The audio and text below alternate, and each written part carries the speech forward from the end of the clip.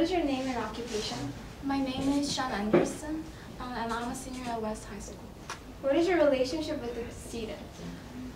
Jane was my sister. When was the car accident? It happened on October 18, 1999, and then I was 17 and Jane was 15. What happened that day? On October 18, 1999, Jane and I went to lunch with Terry Jackson. He is our best friend, and we left campus in Terry's car, a Suzuki Samurai, and we went to Pizza Hut a few miles from our school, at our campus, and had a deep dish pizza. We like to go there for lunch, but sometimes we're late getting back to our school because they're sometimes busy, and it takes about 15 to 20 minutes to cook the pizza after we order. What happened after lunch? After lunch, we all got back in the car and returned to school. I'm not sure what time it was. What time we left Pizza Hut exactly, but I did not think we were really late. And we tried to keep a watch on the time because of our school's parental notification policy. What is parental notification policy? To try to keep students from going out of the school at lunch, and to try to ensure them to keep the time to and try to ensure that they return. Our school has a strict policy that if you're tardy or absent for the class after the lunchtime,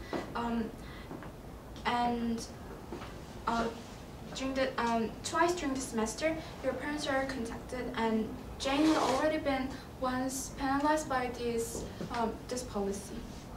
What happened as you were driving back to school? As we were driving back to school, we were driving back on Jefferson Street. At the intersection of Jefferson and Main Street, the entire street was blocked because they were installing sewer pipe, and we had to turn around the detour. Jane commented that we should hurry because she was afraid that she might get another penalty. What happened when you turned on Elm Street? It was almost 1 o'clock when we turned on Elm, and Jane had moved forward in the back seat and asked her to give her the seat. Give her the CD that we were playing because it was her favorite and she wanted to take it with her, and we were all talking how we should grab our stuff and be ready to run to the class when we parked. What happened next? As Terry was ejecting the CD and gave it to Jane, I looked forward and saw Pat Martin crossing the street in front of us. And I've known both Pat and Terry since 3rd grade. And I yelled, "Terry, watch out!"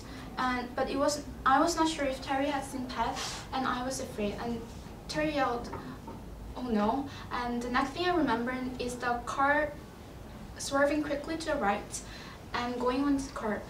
It seemed to jerk back on the other way and roll over. It all happened very fast.